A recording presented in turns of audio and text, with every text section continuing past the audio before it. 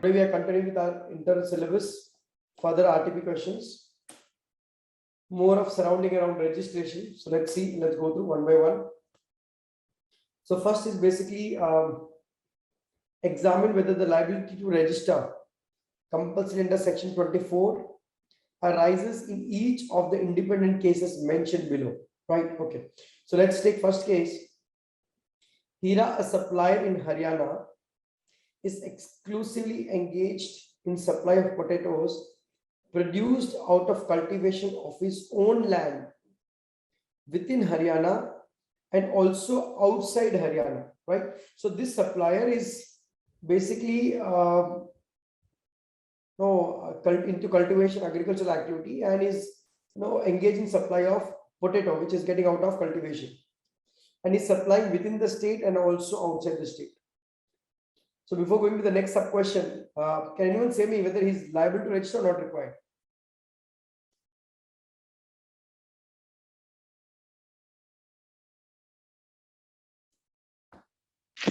No, sir. Why? Because he's producing it as in his own land. So these are not liable. So he need not register under section 23.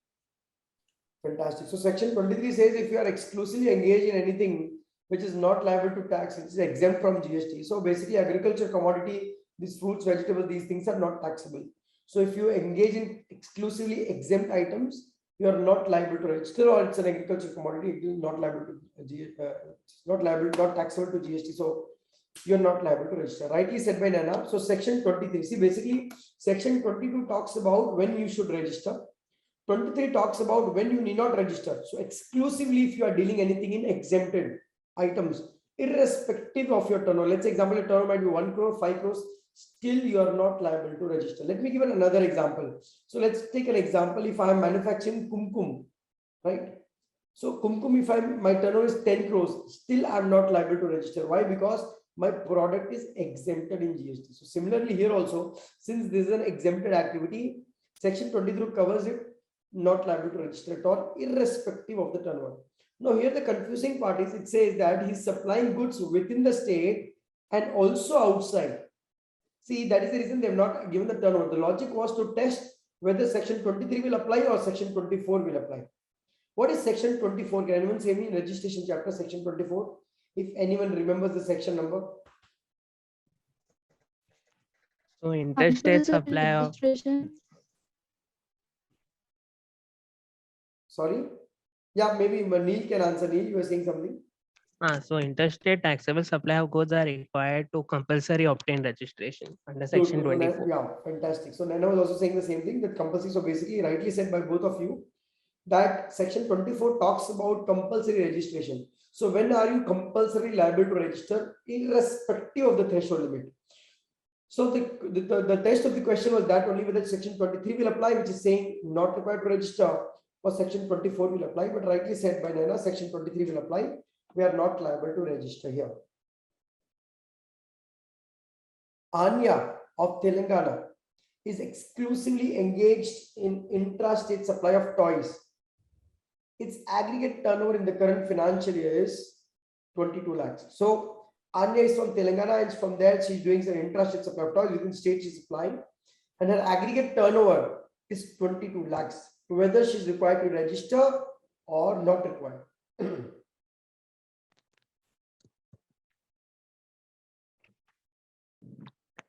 She has to register.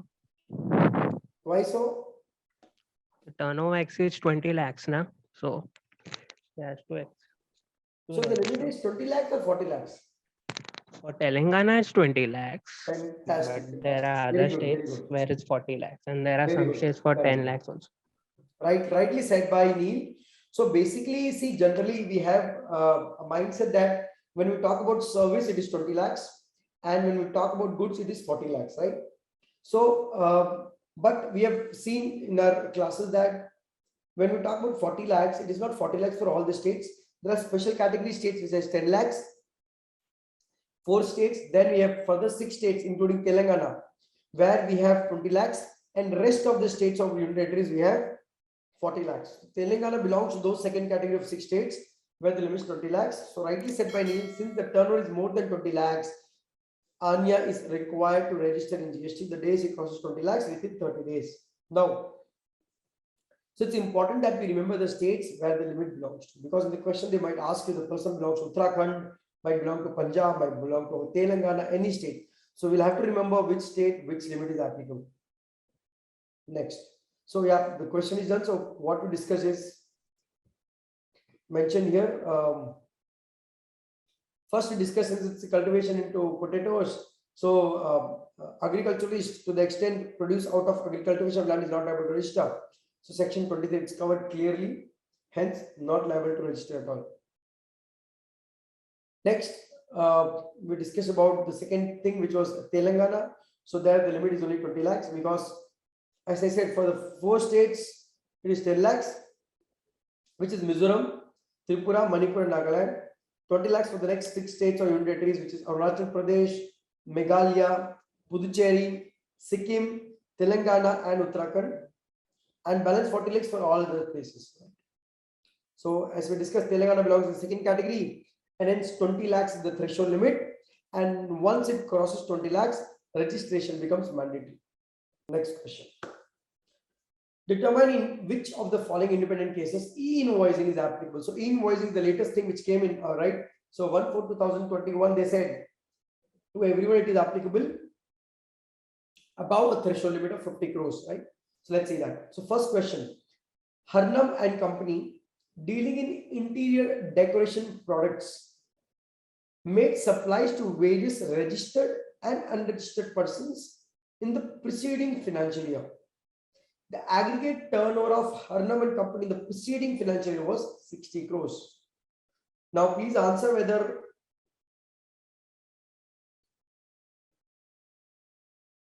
invoicing is applicable or not applicable in this given case. Very simple. I have already said the answer in the beginning itself. It's applicable. Applicable, right? Because it crosses 50 crores. 50 lakhs, Now, let me 50 twist the crores. question. Let me twist the question now. This is a very simple question. Let me twist the question. Now, let's take example. We are now in financial year 21-22, right?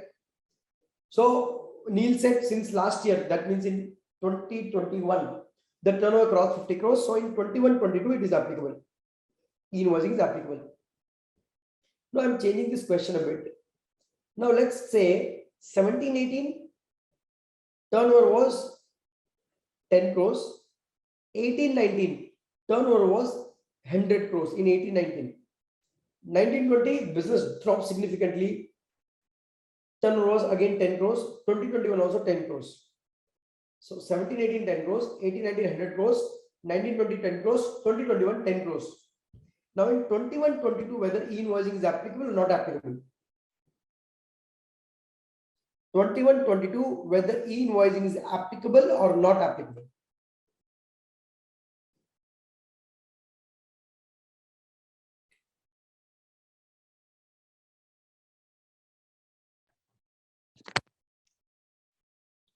Yeah, Neil. I think it is applicable because once your turnover crosses 50 crore, you can't escape. So you're saying Since 27-18 onwards, since the turnover already is crossed 50 crore once. okay. So then Okay. So Neil has said that from 17-18, since in one of the financial year, the turnover has exceeded 50 crores, it should be applicable. E-invoice should be applicable from 21-22. Anyone else with the contra view? Anyone else on the contrary? So rightly said by Neil, very correct answer.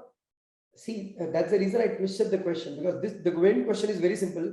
I twisted the question because generally we think preceding financial year. Generally we think preceding financial year. But here the provision says in any of the financial year from 17-18. So like Neil rightly said, 17-18, 18-19, 19-20 or 20-21. In any of these 4 financial year, if my turnover would have crossed 50 crores, e-invoicing will be applicable from the current financial year. Same applies to the next financial year. So in any of the previous financial year from 17-18, if a person has crossed the threshold of 50 crores, e-invoice will be applicable to that respective person. Right? Good name. Then next question. So rich and poor bank registered under GST has an aggregate turnover of 75 crores in the preceding financial year. Whether invoicing is applicable or not applicable? No, sir. Yeah, Naina. No, sir. Since it is a banking company, so for them the threshold limit, which is aggregate turnover of say 50 crores, is not applicable. So it need not issue an invoicing. Fantastic, fantastic. Rightly said by Naina. So basically for e-invoicing, we have certain exceptions. So in these exceptions, if you are covered, you are not liable to invoice. Please remember, you will have to remember the list also, because you can get a theoretical question also as to whom e-invoicing does not apply, right? So, and it can be a question also. So the first point was e-invoicing is applicable because if it crosses 50 crores, it applies. And to whom it does not apply, below the list: SEZ units, insurance or banking companies, financial institutions including NBFCs, GTA, passenger transportation service, no cinematography films. So basically, these are the 5 categories to whom e-invoicing does not apply. You will have to remember this list because either it can come in form of a question or it can be a theoretical question as well. So we'll have to remember to those 5 categories of businesses where e-invoicing is not applicable. Third question: examine whether the supply of goods is liable to get registered in the following independent cases. Raghav of Assam is exclusively engaged in intrastate taxable supply of ready-made garments. His turnover in the current financial year from Assam showroom is 33 lakhs. He has another showroom in Tripura with a turnover of 11 lakhs in the current financial year. Whether Raghav is liable to register or not required? Yes, sir. Okay, why so? Even though he's engaged in exclusively of the ready-made garments, the threshold limit of 40 lakhs would not apply, because he is making an he is making a taxable supply from Tirupura also, where the threshold limit is restricted to 10 lakhs. So the aggregate turnover limit is now 10 lakhs. Since he's exceeding the 10 lakhs, he has to get registered. In both states? Yes, Okay. I in think they should have twisted this question further. Instead of giving 33 lakhs in Assam, they should have given around 15 lakhs or 11 lakhs in Assam also. So the question would have become more tricky. But anyways, rightly said by Nana. So Nana said that since the person, Raghav, is having an operation in special category state where 10 lakhs applies, which is Tripura, so he will have to get registered himself if it crosses 10 lakhs. Now, once a person registered, he is required to register in all the states. So rightly said by Nana, he will have to register in Tripura also and Assam as well. See, let's go to the provision. We'll go to the provision as well. So, although 40 lakhs might apply in Assam, since it's getting registered in Tripura, he will have to get registered there also. Pulkit of Panjim, Goa, is exclusively engaged in intrastate taxable supply of his shoes. His aggregate turnover in the current financial year is 22 lakhs. Whether it's required to register or not required? no, sir. Below 40 lakhs. Fantastic. Not. So Goa is in the third category of states where the threshold limit of 10-20 lakhs is not applicable, is 40 lakhs, so is not required to register, rightly said. Harshit of Himachal Pradesh is exclusively engaged in intrastate supply of pan masala. His aggregate turnover in the current financial year is 24 lakhs. Liable? Not liable. Yes, sir. Liable to register? Because Yes, he's sir. engaged in pan Since he's masala. even Yeah, no problem. One can, yeah, Neil probably. Yeah, so because he's engaged in supply of pan masala, that's why the limit fell for him to 20 lakhs rather than 40 lakhs. So that's why. Rightly said by both of you. So basically, since the pan masala category does not get the limit of 40 lakhs, whatever state you are in, so since it crosses the limit of 20 lakhs, they are liable to register. Rightly said. Let's see the provisions as well. Yeah, and there's another part of the question. So there's a part B of this question where it says Mr. A has deposited a sum of rupees 30,000. It's a very simple question. Under minor head of interest column, under IGST.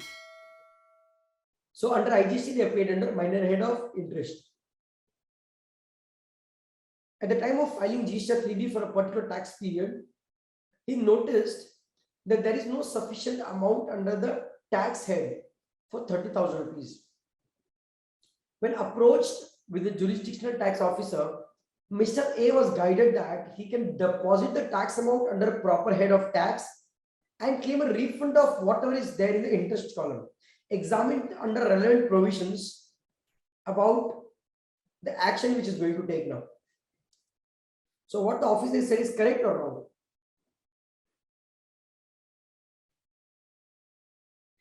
Please answer what the officer said is right or you think it's wrong.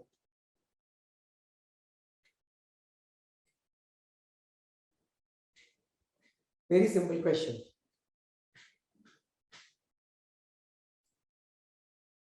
I'll give a hint. I'll give a hint. PMT 09. If someone can recollect, PMT 09.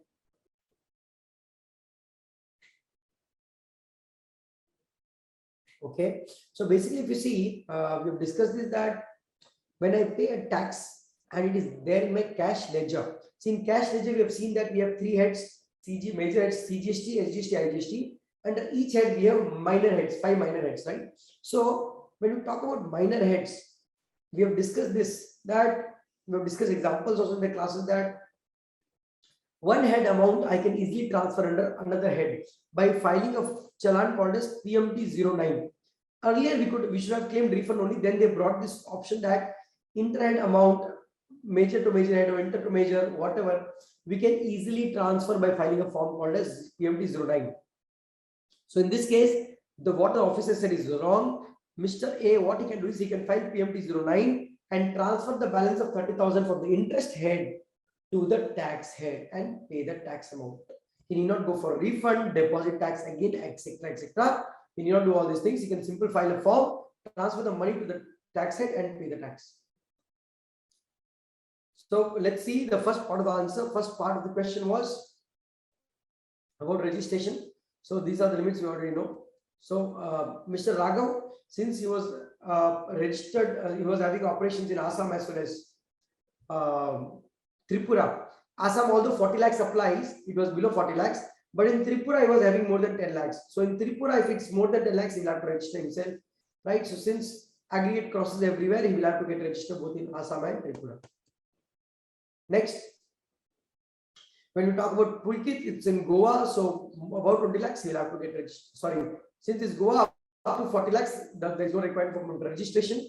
So since it is Goa, 40 lakhs applies, he need not register himself. Third was Harshit case. Harshit was engaged in pan masala, and we discussed that for pan masala, tobacco, these products, threshold of 40 lakhs does not apply, ice cream, etc. So here he will have to get registered the moment he crosses 20 lakhs. And second part of the question, part B, we discussed that PMT 09 we can file and transfer the balance from one head to another head, right? So anyways, these things we have discussed exhaustively with examples in the classes. But I'm happy that many are able to give right answers. Anyways, next. So what are the cases where a registered person is debarred from furnishing of output supplies in form GSTR 1 or IFF?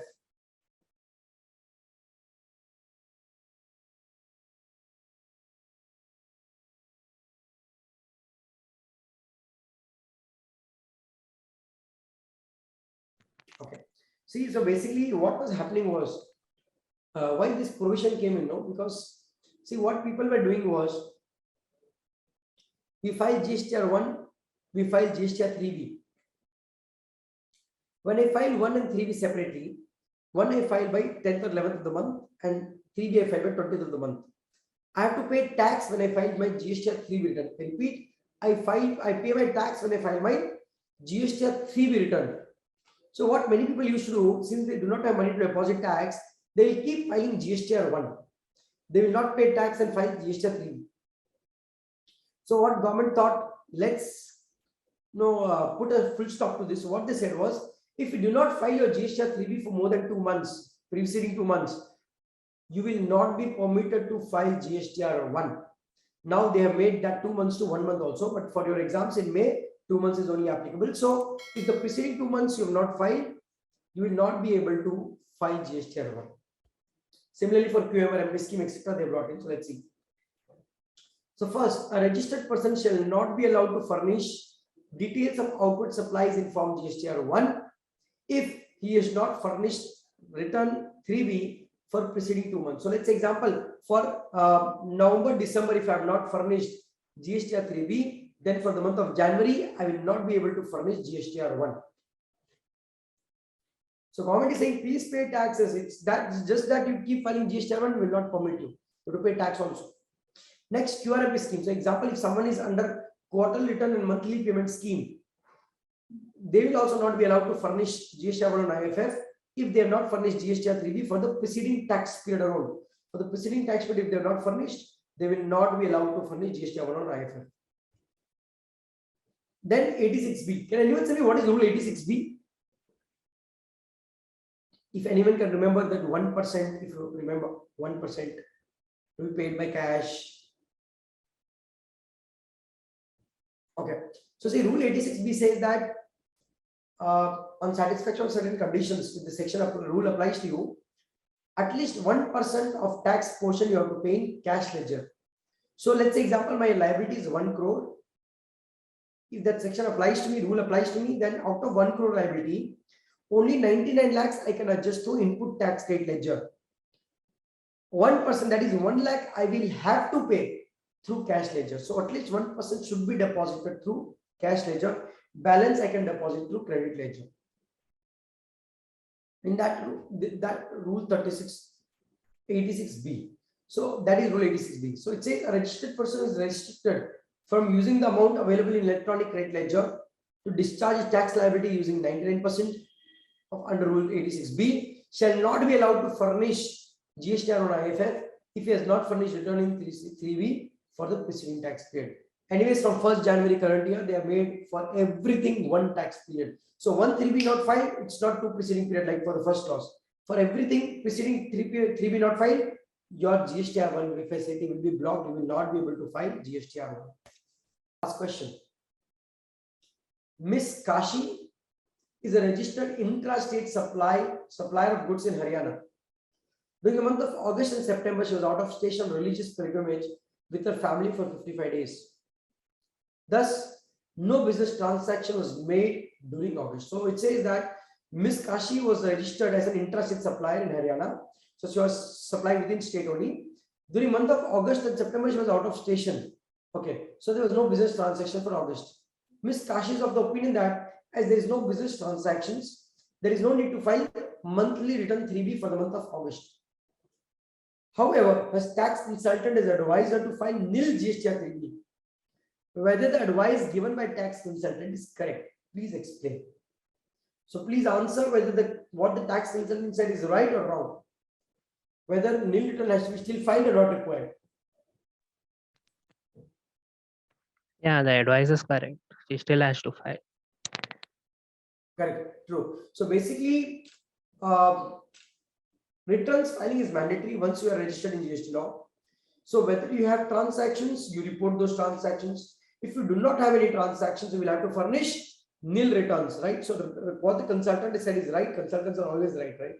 So now the next question: will your answer change if Miss Kashi has placed an order for some purchases during August over her mobile phone, which has been received in her premises, and she intends to take input tax for the same? So they are saying that if in case she does not have a sale, but she has a purchase, can she still file nil return or not? No. Now she can't do nil return since she's doing some business activities. Yeah. Over the So phone. she cannot now file nil return as such. She will have to furnish the details of the input tax credit she has availed, right? Because as such she cannot file nil return. So she will have to report input tax credit which she is going to avail in this scenario, right? So let's see the answer. Now, okay, there's a further question. So assuming A above, Ms. Kashi does not have an internet facility in a mobile phone and there's no facilitation center notified by the commissioner, whether no return is required to be filed in the absence of means to file return. We already discussed return has to be filed, whether you have facility or not, return has to be filed. That's it. So the advice given by tax consultant is correct. Under GST law, filing of GST RTP is mandatory for all normal and casual taxable persons, even if there is no business activity in any particular period. Therefore, in the given case, even though Ms. Kashi was out of station, she is still required to file nil 3B return for that month. Nil 3B means that the return has nil or no entry in all the tables. Since the present case, Ms. Kashi receives and purchases, she cannot file nil return and she will have to furnish the details of purchases and the ITC, basically eligible ITC in GST 3B.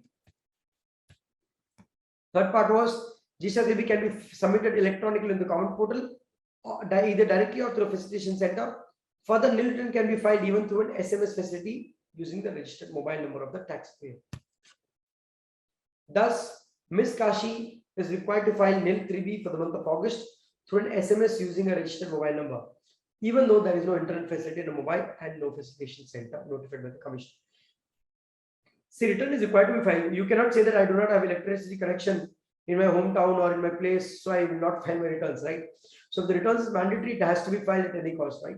So that doesn't sound an excuse at all. So that's it, guys. So with this, we have covered what are the questions scheduled for today. 5 questions to discuss all those and discuss the provisions as well.